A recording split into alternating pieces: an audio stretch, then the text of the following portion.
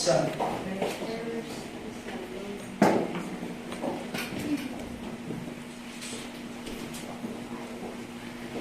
you, Lord. 1 Thessalonians chapter 5, unang Thessalonica, kabanata 5. Isang mangingisda ang nasa dagat, sakay ng isang barko, kasama ang kanyang mga kaibigan na hindi kumikilala o hindi naniniwala sa Diyos. Maya-maya ay biglang dumating ang napakalakas na bagyo na sa sobrang lakas ay para bang palulubugin o patataubin yung kanilang sakay na barko. Dala ng matinding takot, ang kanyang mga kaibigang hindi naniniwala sa Diyos ay nagsabi doon sa mangingisda, di ba naniniwala ka sa Diyos? Subukan mong manalangin ngayon. Kaya lang ay biglang sumagot yung mangingisda, ang tagal ko nang hindi dumadalo sa church at ang tagal ko na rin hindi nananalangin. Pero nakiusap at nagpumilit yung mga kaibigan niya na manalangin siya. Kaya ang ginawa nga ng mangingisda ay nanalangin at ito ang sinabi niya, O Panginoon, hindi ako humiling ng anuman sa iyo sa loob ng 15 taon at kung tutulungan mo kami ngayon at dadalhin kaming ligtas sa lupa, ipinapangako kong hindi na muli kita guguluhin ng isa pang 15 taon.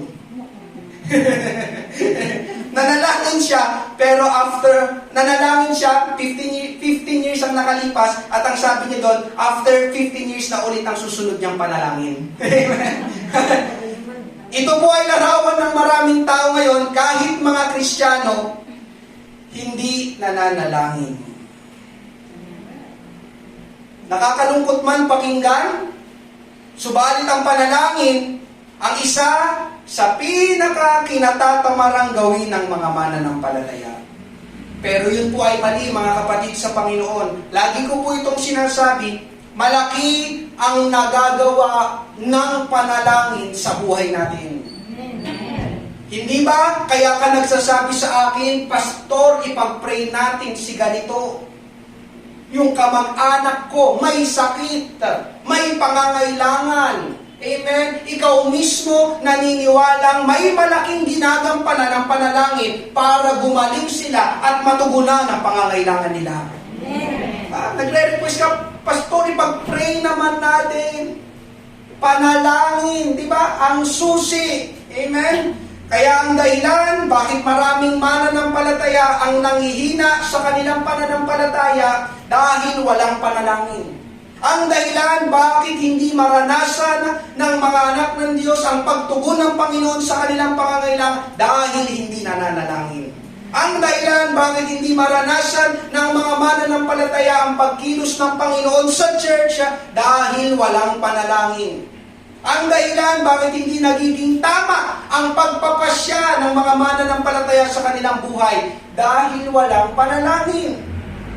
Ang dahilan, bakit madaling bumigay sa tukso ng kaaway at magkasala ang mga mananampalataya dahil hindi nananalangin. And may nakapagsabi po ng ganito, nandyan po yan sa inyong harapan, a prayerless Christian is a powerless Christian. Pag hindi ka nananalangin, mahina ka. Amen po ba? Kaya ang tanong, nananalangin ba tayo? Amen. Pastor, kailan ba dapat tayo manalangin? Ang sagot, araw-araw. Amen? Hanggat ginigising tayo ng Panginoon, mananalangin tayo sa Panginoon. Amen? Tingnan niyo pong sabi, ito po yung ating main text, 1 Thessalonians chapter 5, verses 16 to 18. Ganito po ang sabi, lagi kayong magalak. Laging manalangin.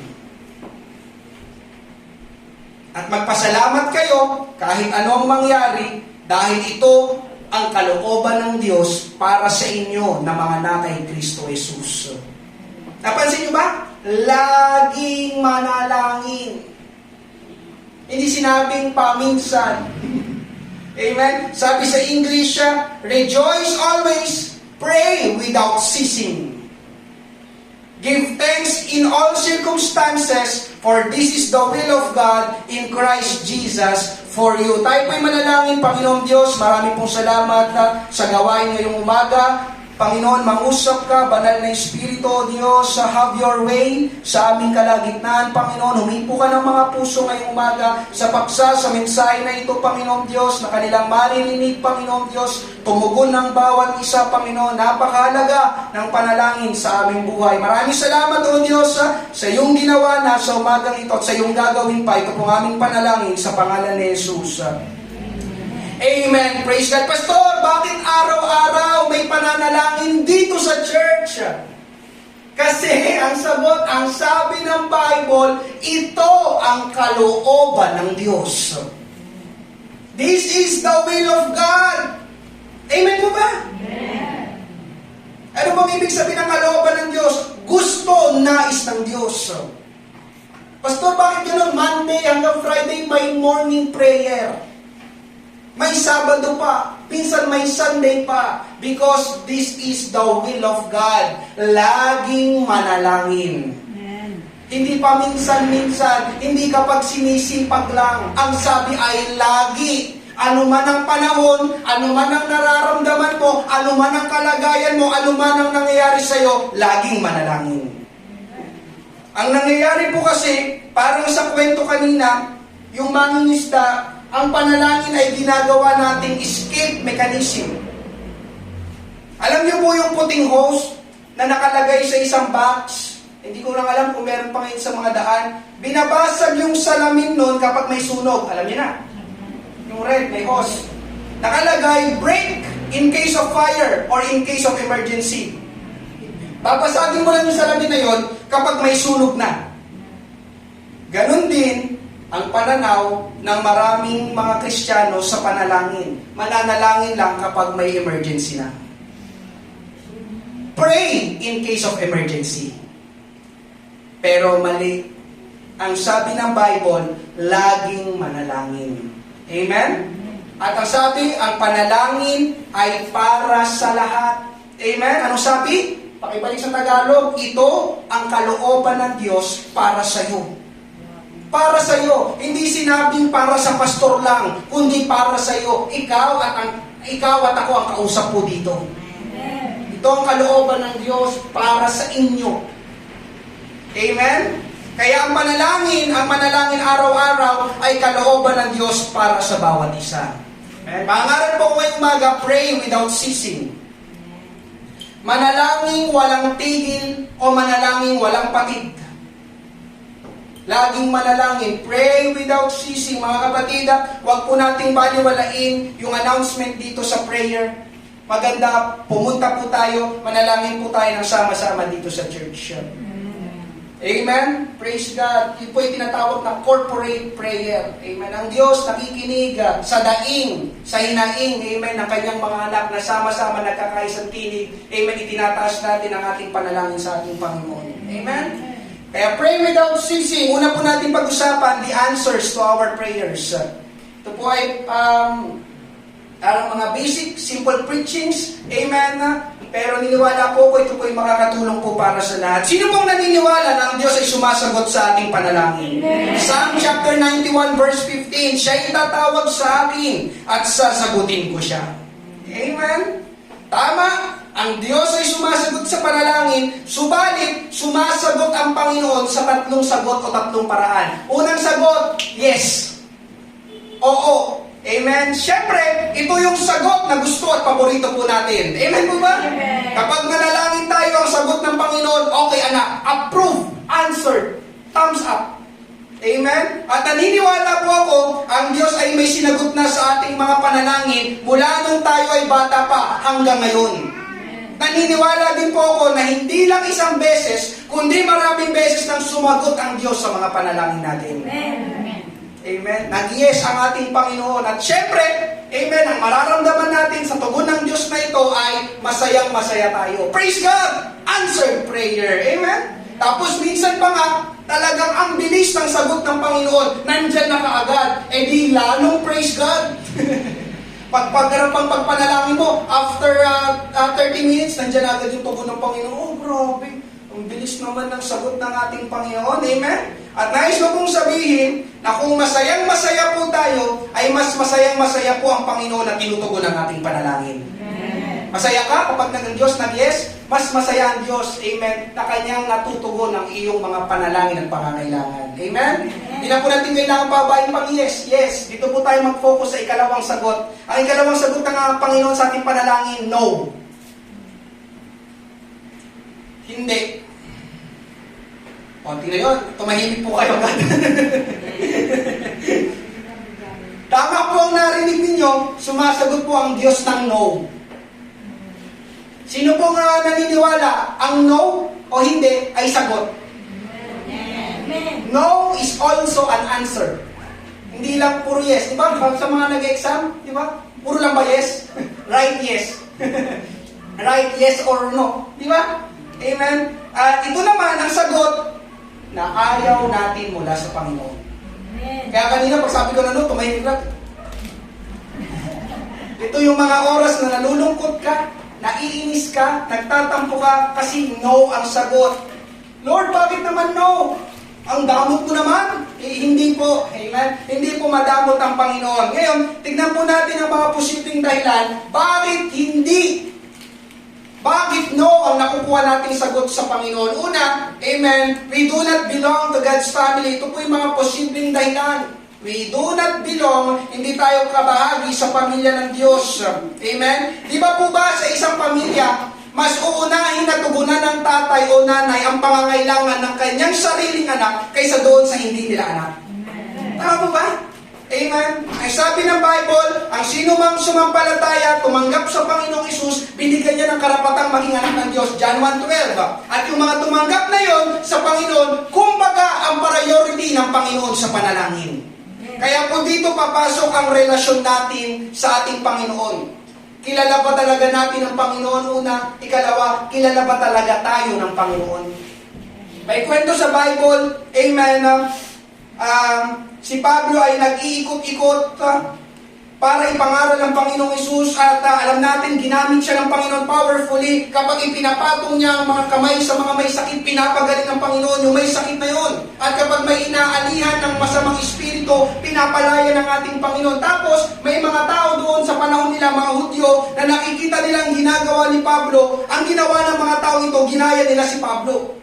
Nanalangin din sila sa may inaalihan ng masamang espiritu, pero hindi sila pinakinggan. Acts chapter 19 verses 13 to 16. Ngunit may ilang mga Hudyong pagala-gala na nagpapalayas ng masasamang espiritu ang nangahas na bigkasin ang pangalan ng Panginoong Hesus sa mga may masasamang espiritu na sinasabi, inuutusan ko kayo sa pamamagitan ni Jesus na ipinapangaral ni Pablo.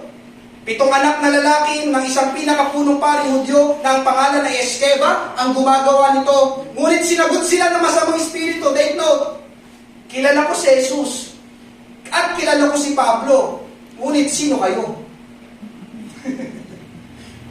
At ang taong tinaroroonan ng masamang espiritu ay lumukso sa kanila at silang lahat ay dinaig niya. Kaya tumakas sila sa bahay na iyon ng mga hubad at sugatan. Amen? Sabi ng mga lalaki, dito, nakita niyo si Pablo, gulo mo, may inaalihan ng masamang espiritu, pinatungan ni Pablo, lumaya yung tao na yun. Ngayon, gayahin natin, okay, ang ganda na. Sabi nila, ginahin na, pinatong din nila yung kamay nila. Inutusan kita ang masamang espiritu sa pangalan ni, sino daw? Jesus, na ipinapangaral noon ni Pablo, lumayas ka! Yung ibig sabihin po doon na sa pangalan ni Jesus na ipinapangaral ni Pablo, amen, hindi talaga nila kilala kung sino ba si Jesus. Narinig lang nila, sa pangalan daw ni Jesus, igayin natin sa pangalan na din ni Jesus. Kaya dinuktong nila na ipinapangaral ni Pablo. Amen? Ito ay pagpapakita na wala naman silang ugnayan o malapit na relasyon sa ating Panginoon. Basta narinig at nakita lang nila. Amen? Bakit ka na nanalangin ng ganyan? Kasi nakita ko sa lalaki na yun, yung lalaki na yun, no? Amen? Sabi niya, sa pangalan daw ni Jesus, ginaya ko lang.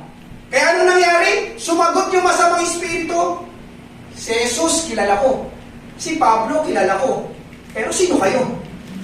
Pero hindi masamang espiritu. Amen? Hindi mo, pati masamang espiritu, hindi mo maloloko eh. Di ba? Si Jesus, kilala ko. Si Pablo, kilala ko yun. Pero sino kayo na nagpapalaya sa akin? Ang ginawa ng tao na inalim masamang espiritu, di ba? Nilundagan sila eh. Takbuhan sila ngayon. Amen? Hallelujah! Parang ganito po yun, mga kapatid sa ating Panginoon.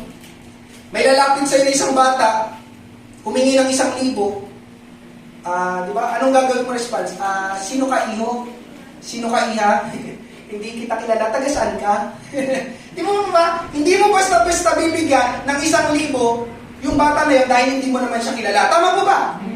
That's why, mga kapatid sa ating Panginoon, meron tayong araw-araw na pananalangin. Pakikipag-usap sa Panginoon ang panalangin. Kapag lagi mong kausap ang isang tao, nagiging malapit kayo sa isa't isa.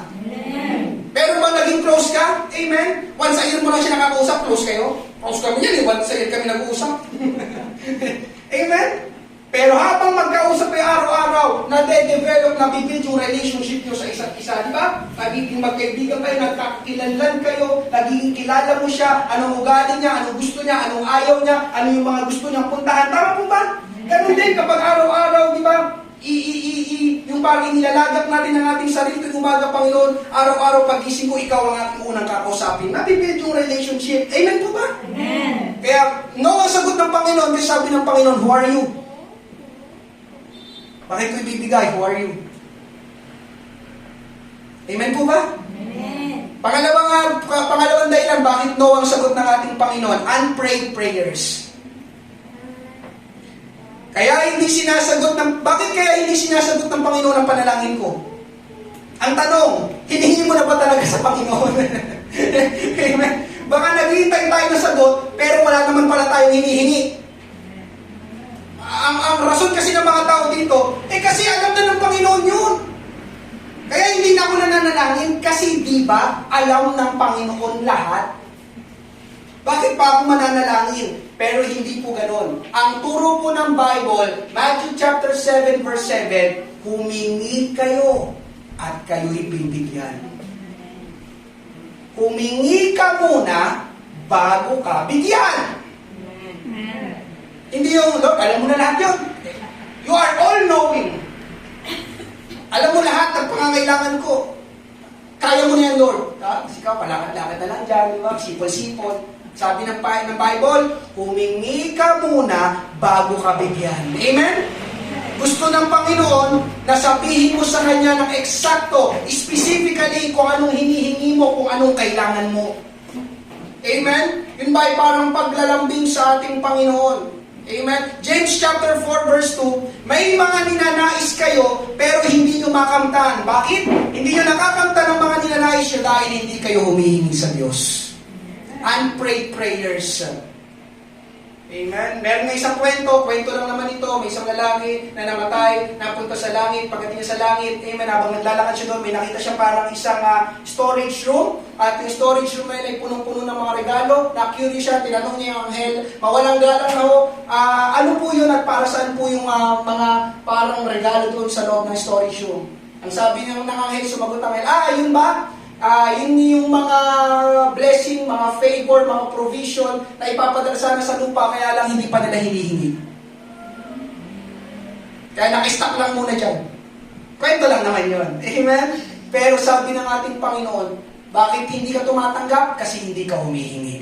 Amen. Kaya manalangin. Amen? Humingi sa ating Panginoon. Amen po ba? Amen. Hintay tayo ng hintay pero walang sagot ang Diyos. Sabi nga nila, mamumuti na uwak, tatanda na tayo, pero wala pa rin. Kasi nga, hindi natin hiningi. Amen po ba? Amen. Praise God. Pangatlo na dahilan, bakit no ang sagot ng ating Panginoon? Amen? Ang pangatlong dahilan, unconfessed sin. Hindi sumasagot ang Panginoon dahil may hindi pinagsisisihang kasalanan. Ulitin ko, hindi sumasagot ang Panginoon dahil may hindi pinagsisisiyang kasalanan. Unconfessed. Amen? Ang Diyos ay nagtatakip ng kanyang pakinig sa mga gumagawa ng kasamaan at kalikuan. Isaiah chapter 59 verses 1 to 2. Narito, ang kamay ng Panginoon ay hindi maikli na hindi makapagligtas, ni hindi mahina ang kanyang pandinig na ito hindi makarinig. Ngunit pinaghiwalay ng inyong mga kasamaan kayo at ang inyong Diyos. At ang inyong mga kasalanan, take note, ay siyang nagkubli ng kanyang mukha sa inyo, anupat siya'y hindi nakikinig.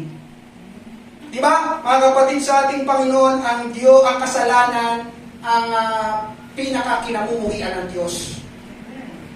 Nandidiri ang Diyos sa kasalanan. Amen. At dito, ang sabi ng Bible, kung tayo'y nananatili o pwedeng may itinatagong kasalanan, amen, ang Diyos daw ay hindi nakikinig sa ating mga panalangin.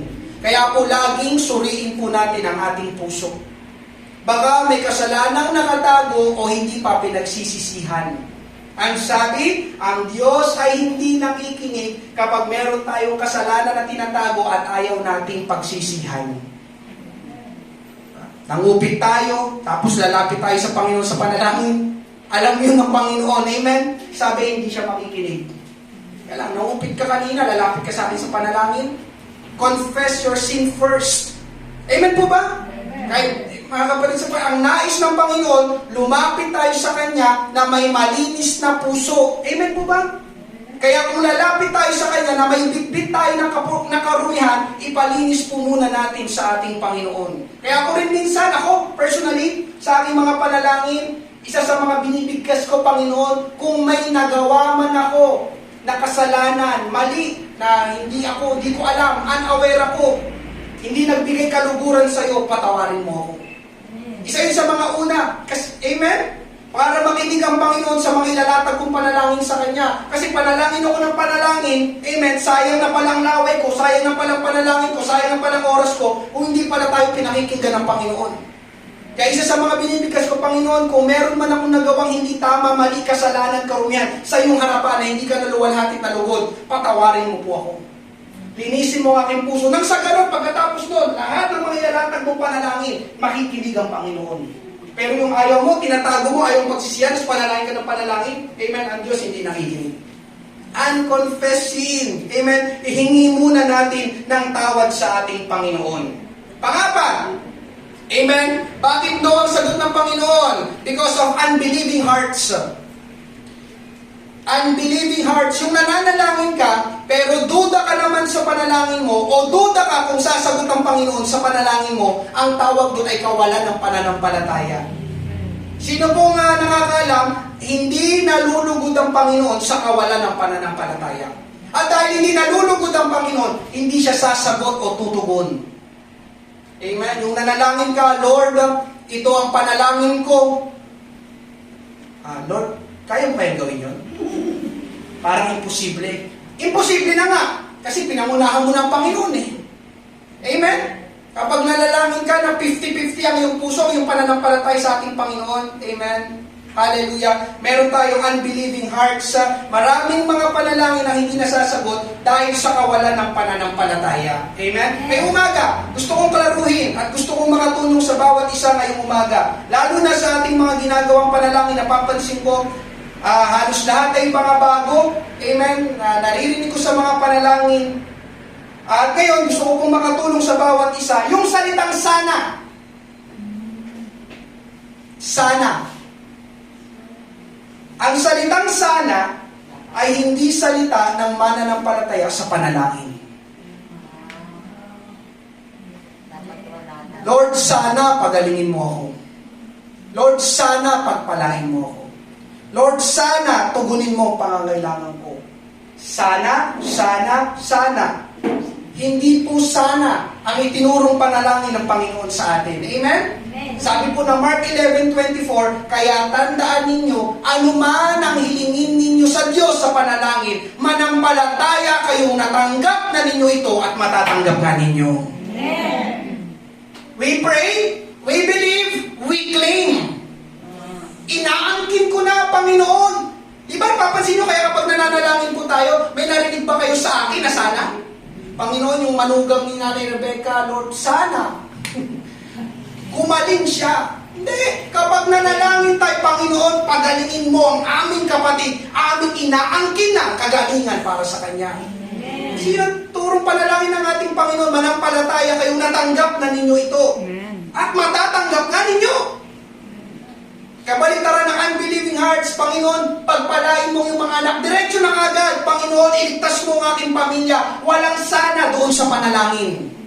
Amen? Kasi kapag may sana, sabi ko nga kayo na 50-50 pa, kalahating sigurado, kalahating hindi sigurado. Amen? Kapag nanalangin tayo, ang turo sa atin ng Bible ng ating Panginoon, angkinin na natin. Ganun ang uri ng panalangin na may pananampalataya. Amen? Kaya this coming Saturday, samahan niyo po kami sa panalangin sa gawain ng 180 Jam. Inaangkin na po namin magliligtas ang Panginoon ng maraming mga tao sa Sabado. Amen? We claim it.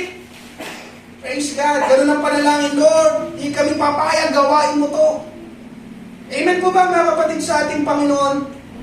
Pangilan na, pangapat? Isa pa sa mga dahilan, bakit sumasagot ang Diyos ng no? Unrighteous motives. Hindi sumasagot ang Panginoon sa panalangin dahil mali ang motibo. Maling panalangin. Di ba? Nakwento ko na ito noon, may pumasok, amen, na snatcher sa simbahan. Lumuhod at nanalangin. O Diyos ko, tulungan mo akong makarami ng nakaw ngayong araw.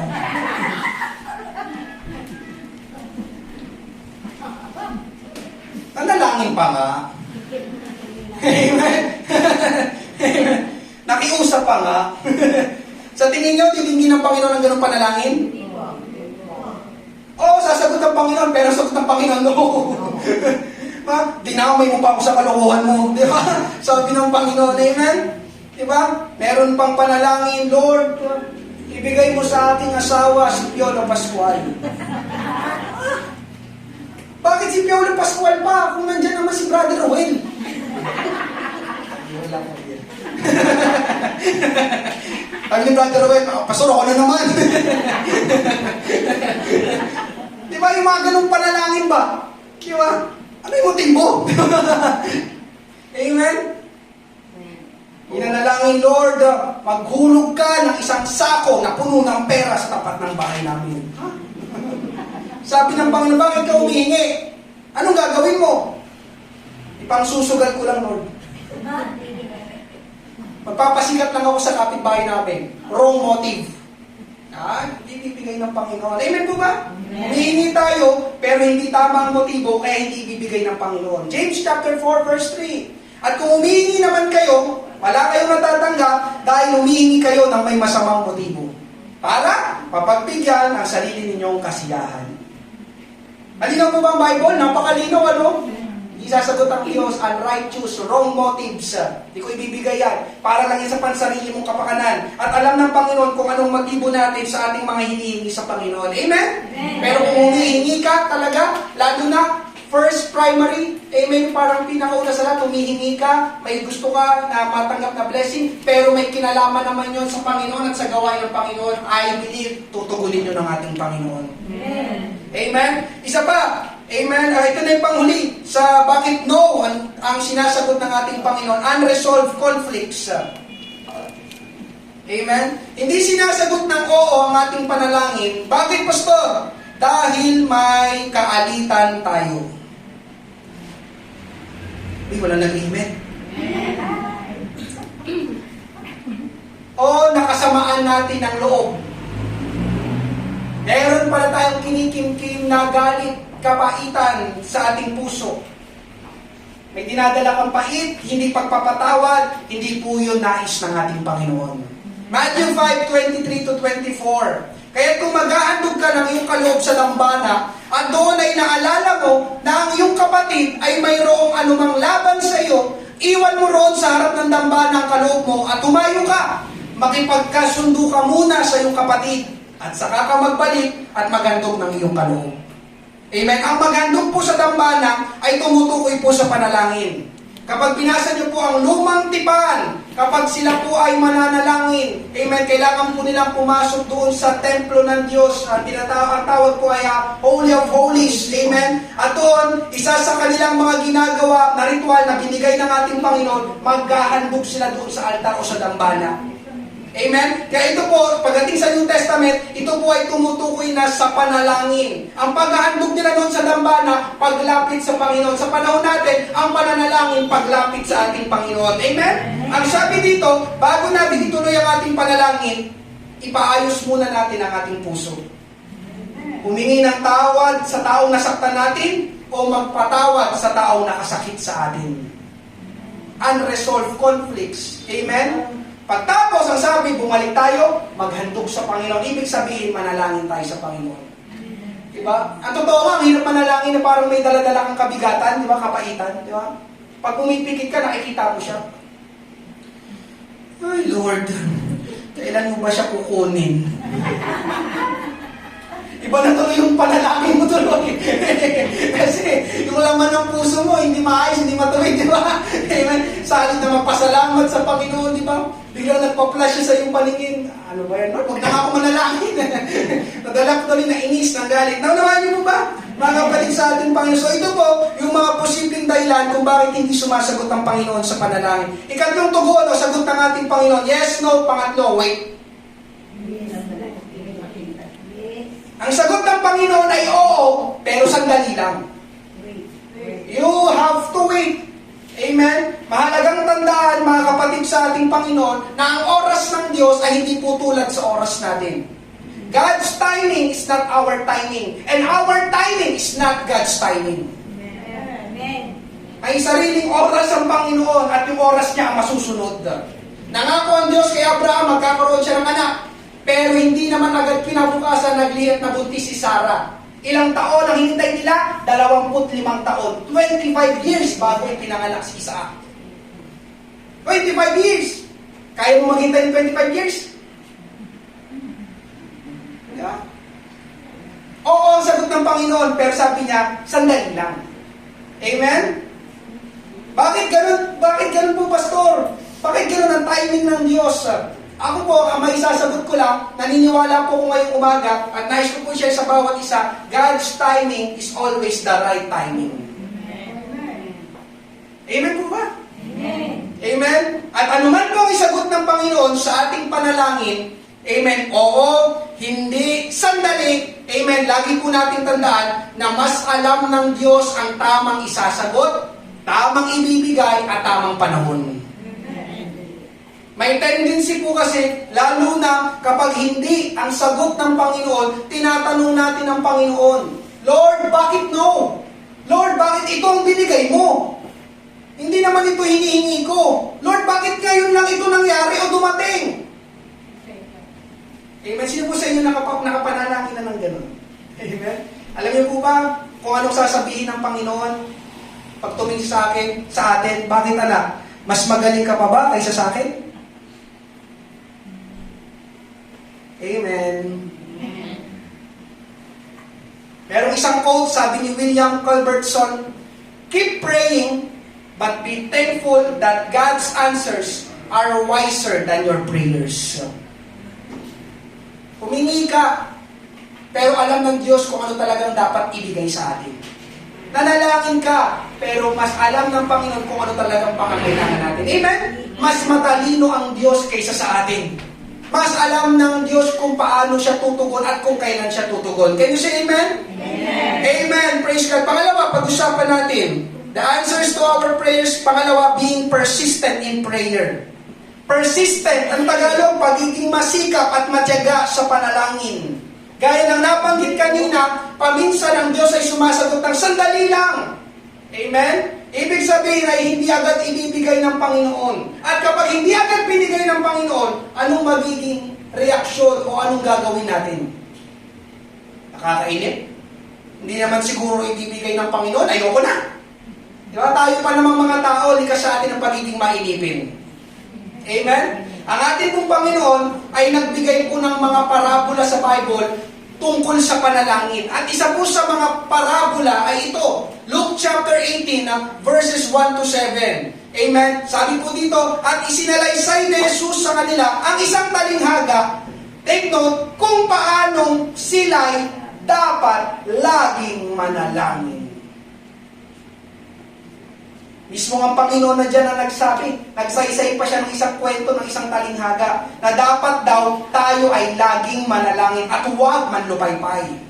Amen? Sinabi niya, sa isang lungsod ay may hukom na hindi natatakot sa Diyos at walang taong iginagalang. At sa lungsod na iyon ay may isang babaeng balo o byuda na laging pumupunta sa kanya na nagsasabi, bigyan mo ako ng katarungan laban sa aking kaaway. May ilang panahon na siya'y tumatanggi. Laging no ang sagot ng judge. Subalit pagkatapos ay sinabi sa kanyang sarili, sabi ng hukom, bagaman ako hindi natatakot sa Diyos at hindi gumagalang sa tao, subalit dahil ginagambala ako ng balong ito, bibigyan ko siya ng katarungan.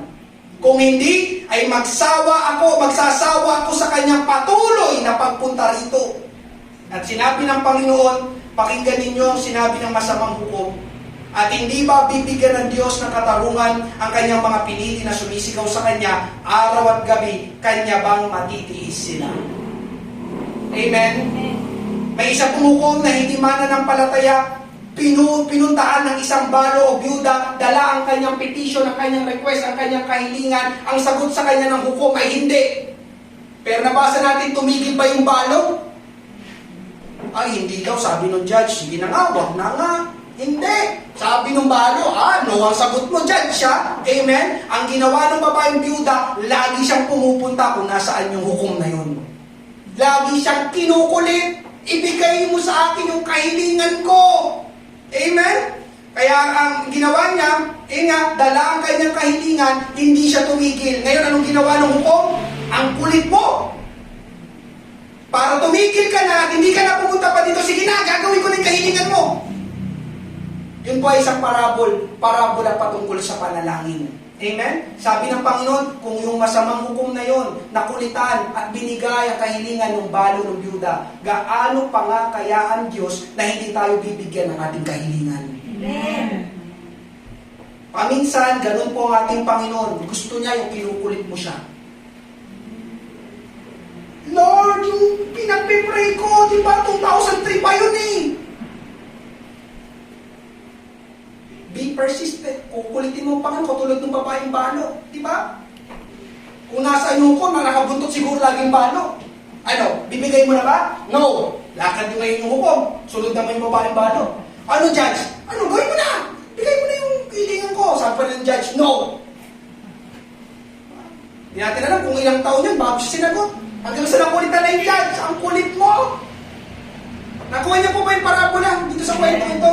Patungkol sa panalangin. Kaya nga ang pamagat ng pangaral ko, pray without ceasing. Manalangin walang tigil o walang patig. Amen? Meron pong isang kwento sa Estados Unidos. May isang lalaki na ang pangalan niya ay Roger Sims.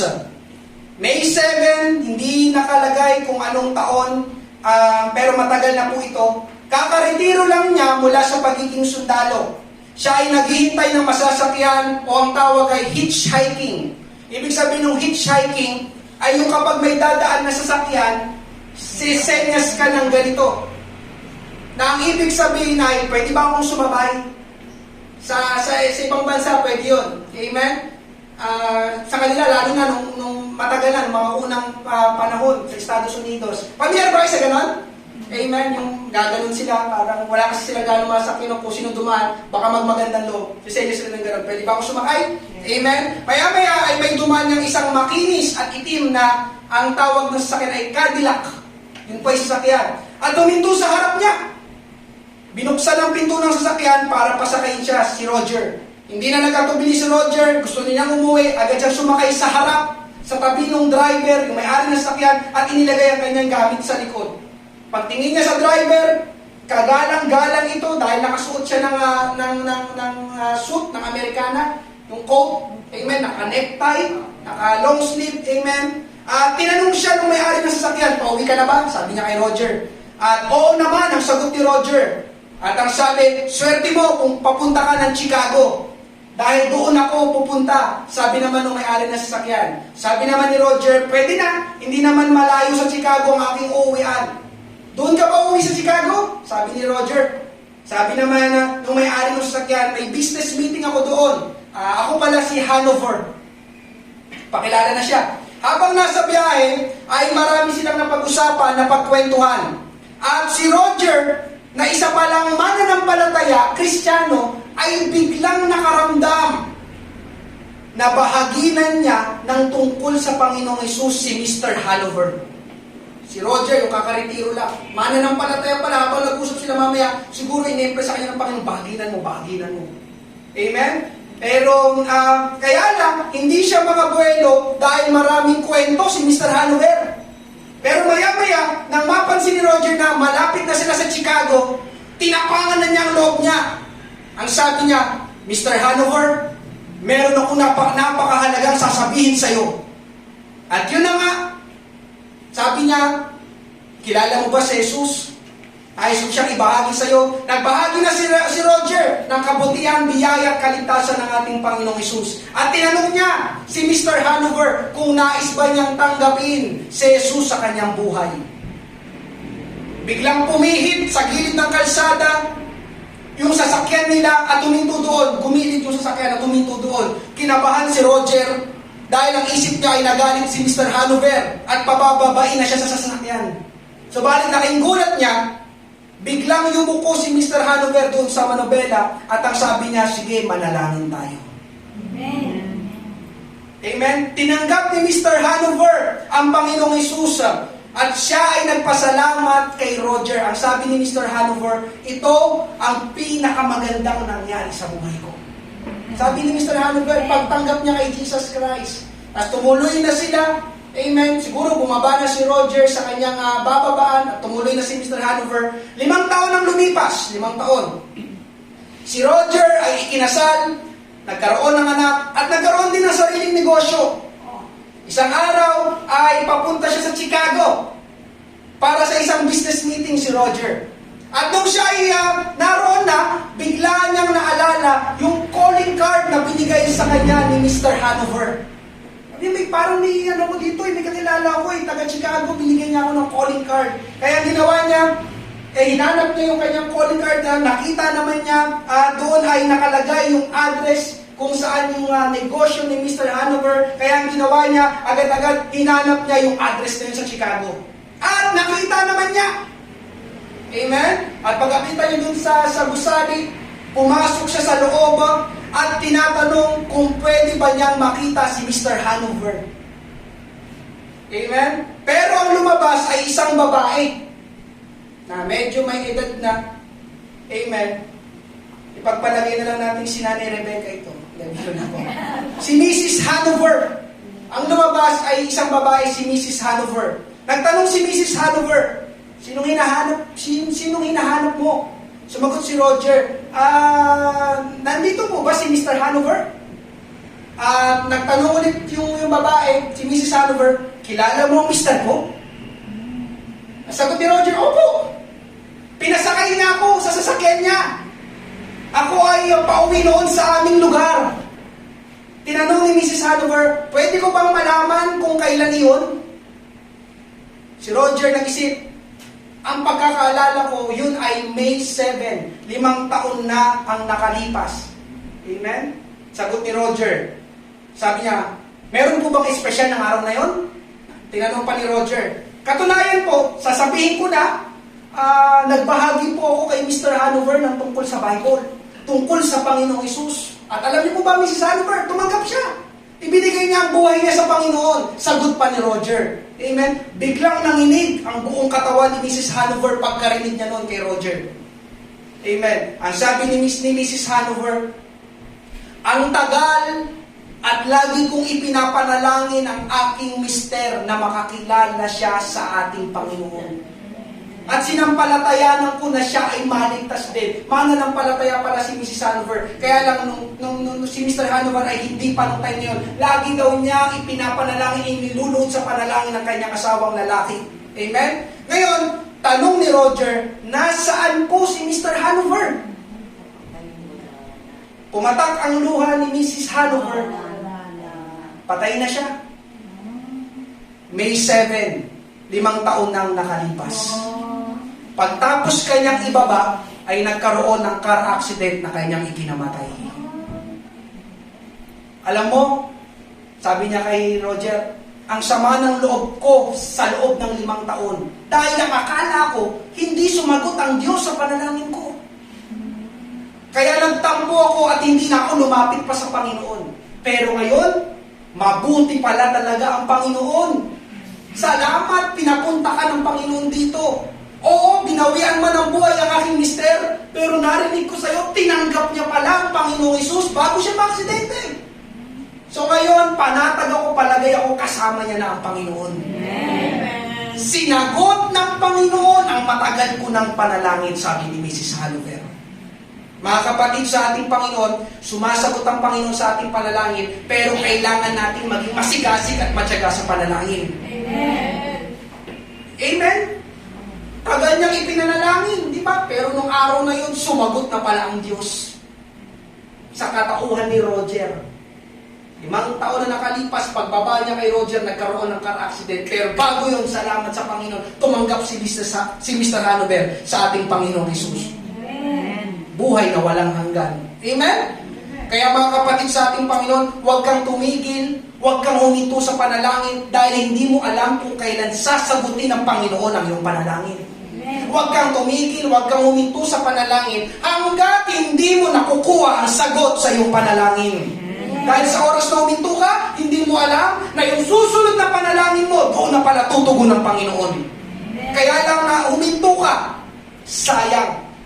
Amen. Lalo na ang mga mahal mo sa buhay, asawa mo, huwag mong sukuan. Tatay at nanay mo, huwag mong sukuan. Mga anak mo, mga apo mo, mga kapatid mo, huwag mong sukuan sa panalangin. Amen. Ephesians chapter 6 verse 18. At manalangin kayo sa lahat ng oras sa tulong ng banal na Espiritu. Ipanalangin niyong lahat. Ipanalangin niyong lahat ng dapat ipanalangin. Huwag kayong magpabaya. Patuloy kayong manalangin, lalo na para sa lahat ng mga pinabanal. Amen. Sabi sa English, pray in the Spirit at all times and on every occasion. Stay alert and be persistent in your prayers for all believers everywhere. Be persistent in your prayers. Matyaga. Amen. Nagiging masikap ka, tuloy-tuloy, hindi tumitigil. Amen. Ganito po yung picture ng pagiging persistent. Paki-flash po sa harap.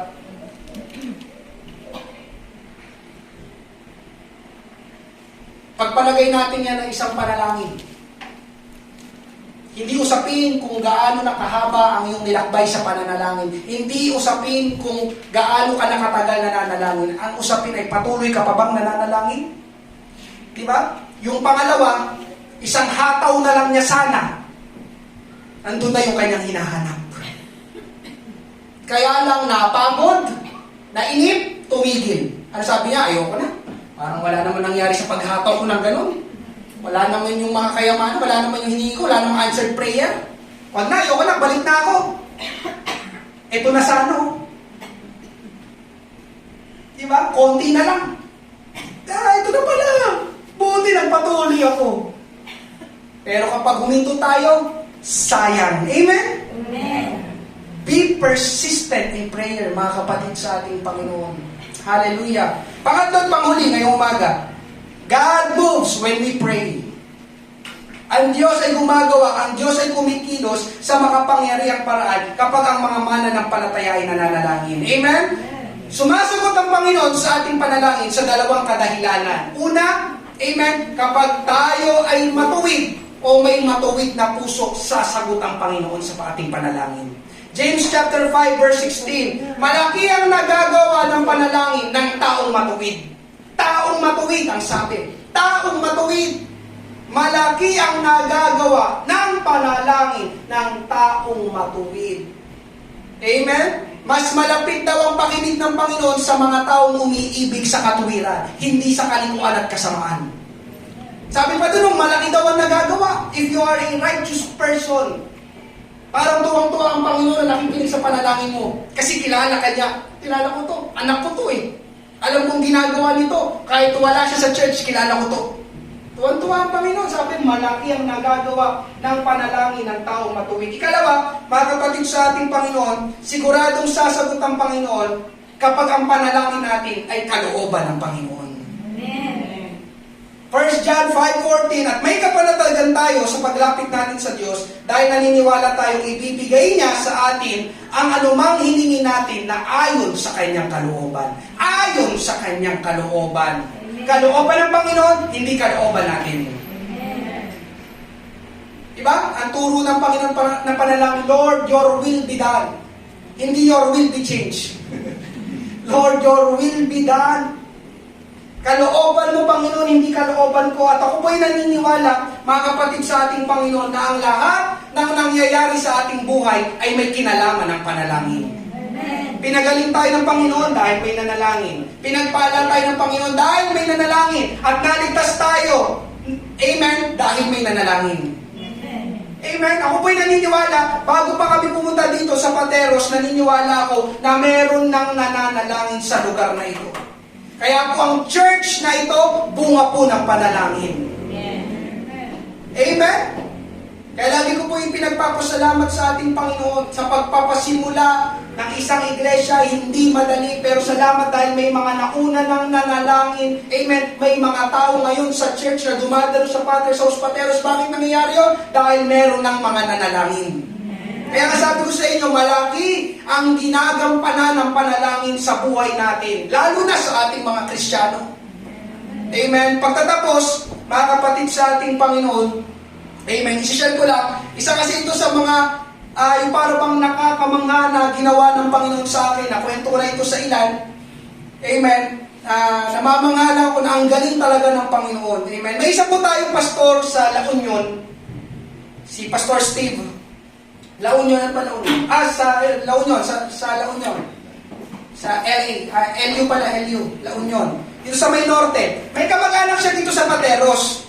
Kaya lang, sabi niya, Pastor, punta mo naman yung kamag-anak ko dyan sa Pateros. Kaya lang ang binigay niyang address ay ano lang, Iragas, malapit sa fire station. Yun lang.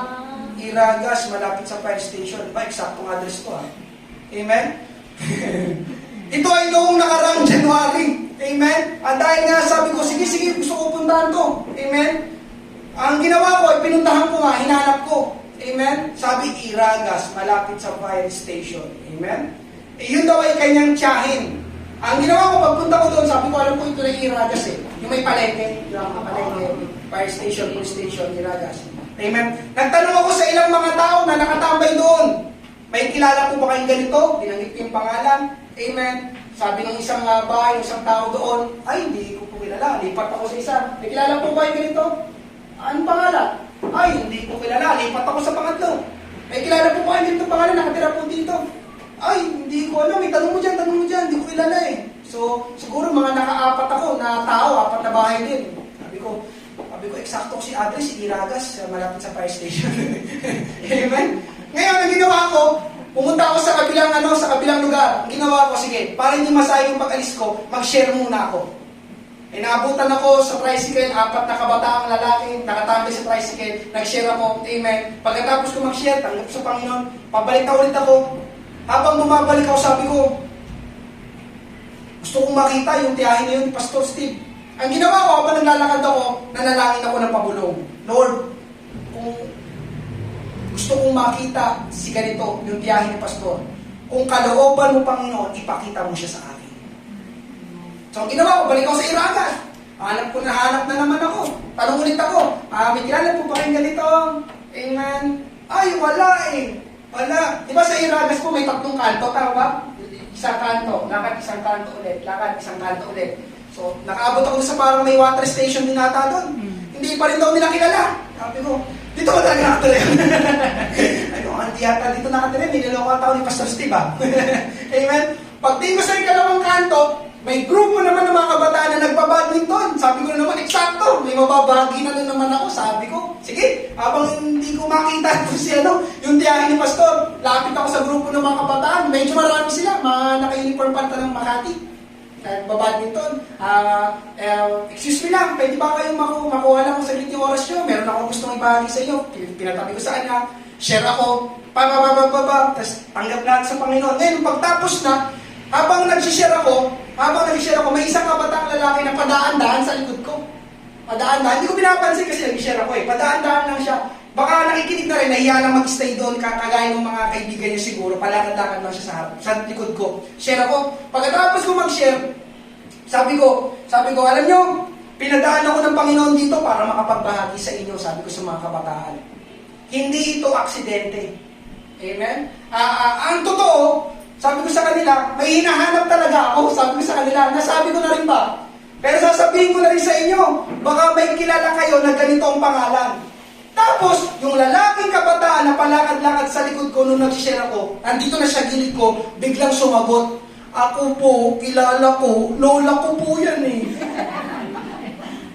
Parang yung balahibo ko, nagtayo ko, grabe, Lord, iba ka talaga. Piruin mo, palakad-lakad sa likod ko, nag-share ako. Nakakad siya, punta siya doon, punta na naman siya dito. Pagbangin ko, may kilala pa kayong ganitong pangalan? Siya yung sumagot. Ganun talaga yung sagot niya. Ako po, kilala ko po. Lola ko po yan eh. Praise God. Tara, dali mo ako. Pagkita ka namin, tama nga, lola nga. Siya nga yung tiyahin ni Pastor Steve. Di ba? May napunto ka lang doon mga kapatid sa ating Panginoon. Sabi ko, Panginoon, sumasagot ka nga. Lalo na kung kalooban mo. Amen? Hindi nga aksidente na napunta ako sa mga kabataan na yun. Amen?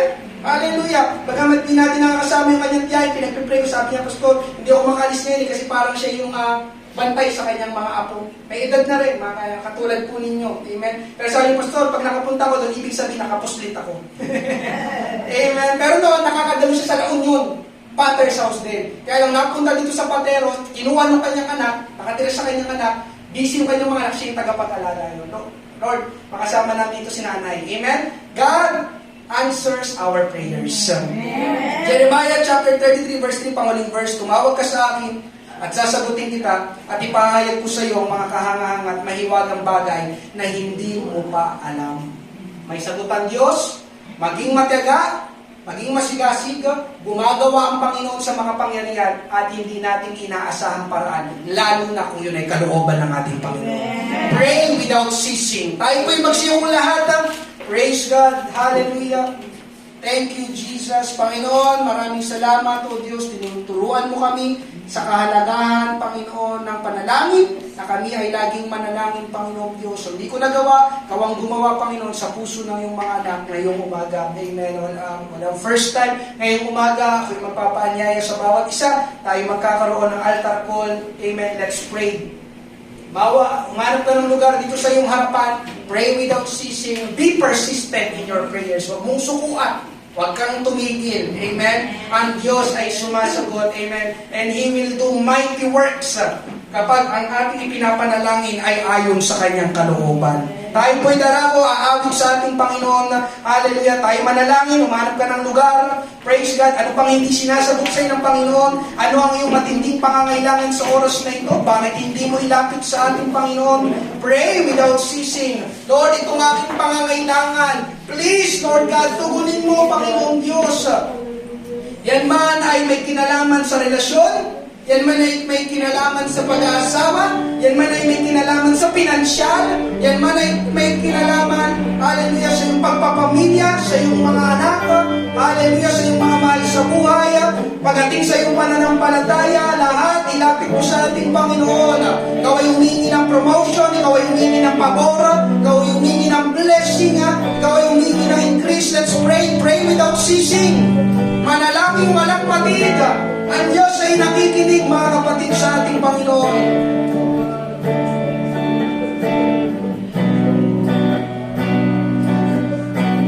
Thank you, Lord. Jesus, Panginoon, pakinggan mo, Panginoon, ang dahinga, ang panalangin, Panginoon Diyos, ang bawat kahilingan, Panginoon, ang iyong mga anak, bawat request, bawat petition, Panginoon, Lord, itinataas namin sa iyo, nagkakaisang puso kami ngayong umaga, Panginoon Diyos, iyong dinggin ang aming panalangin, Panginoon Diyos, sa aming sarili, wala kaming magagawa, Panginoon, kami ay limitado lamang, subalit ikaw, Panginoon Diyos, ay hindi nalilimitahan, Panginoon, hallelujah, thank you, Lord, Panginoon, tulungan mo yung mga anak, na huwag magsawa, Panginoon, huwag tumigil sa panalangin,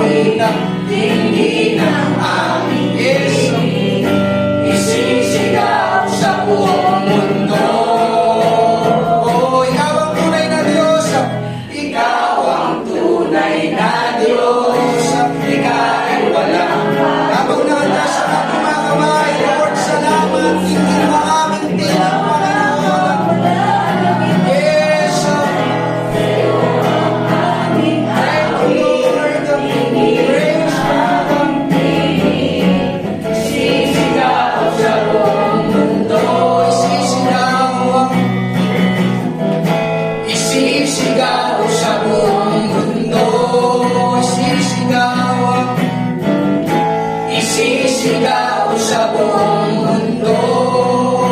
Kadakilaan. Minsan pa, timurin, pasalamatan, sambahin ang ating Panginoon, dakila ka, O Diyos. Hallelujah, we praise you, we honor you, we worship you.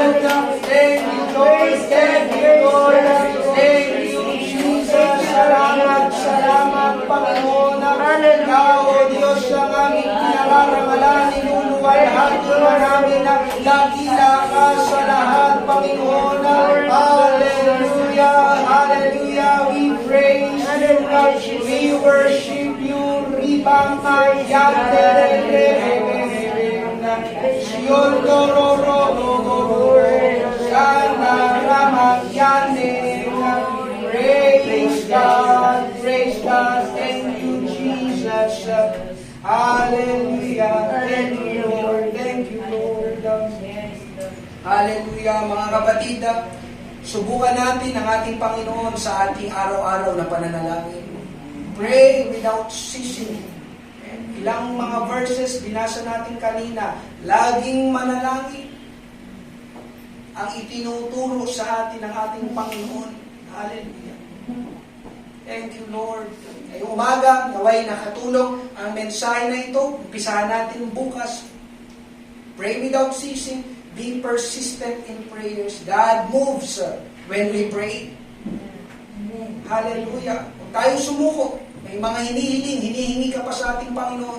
Lagi mong ilapit sa Kanya sa altar, sa dambana. Lord, this is my petition, this is my request. Hear my prayers, Lord. Hallelujah. Ngayong umaga, tayo ay manalangin. Praise God. Sa ating pagtatapos, thank you, Lord Jesus. Aming Amang Banal, makapangyarihang Diyos, maraming salamat, Panginoon, sa umagang ito, O Diyos. Tinuruan mo po muli kami, Panginoon Diyos, kung anong dapat namin gawin, lalo na sa aming pananalangin, Panginoon Diyos, aming dalangin, Panginoon, na sa tuwing kami lalapit sa iyo sa panalangin, linisin mo ang aming puso ng iyong banal na dugo, Panginoon, na kami lalapit sa iyo na may kalinisan at kadalisayan ng puso, Panginoon Diyos. Aming dalangin, Panginoon Diyos, ng ang aral, ang mensahe na ito, na iyong ipinarating sa iyong mga anak, ngayong umaga, Panginoon Diyos, aming isa puso't isa pamuhay, Panginoon Diyos, manalangin kaming walang patid, Panginoon Diyos, kami nananampalataya, ikaw ay nariyan sa iyong luklukan, O Diyos, na nakikiniga sa aming mga tinig, sa aming mga daing, sa aming mga panalangin, Panginoon Diyos, at ikaw ang Diyos na tumutugon at sumasagot sa aming mga panalangin. Panginoon, tulungan mong yung mga anak, iparanas mo na ikaw ang Diyos na makapangyarihan sa lahat, na sa iyo ay walang imposible, Panginoon Diyos. Hallelujah. Tulungan mo, Panginoon, na maging masigasiga, maging matyaga kami sa aming pananalangin. Huwag kaming tumigil, Panginoon Diyos, hanggang hindi namin nakukuha ang sagot galing sa iyo. Maraming salamat. Palakasin mong bawat isa, Panginoon, physically and spiritually, Lord God. Pagpalain mo ang bawat isa. Ingatan mo pumuli kami, O Diyos, sa aming pag-uwi. Hallelujah, hanggang sa isang buong linggong ito, Panginoon Diyos. Itapo mo kami sa susunod na gawain. Maraming pong salamat. Ito pong aming panalangin. Sa pangalan ni Jesus, lahat ay magsabi ng Amen. Praise God. Maraming pong salamat. Ingat po kayo pag-uwi. Pagpalain po kayo ng ating Panginoon.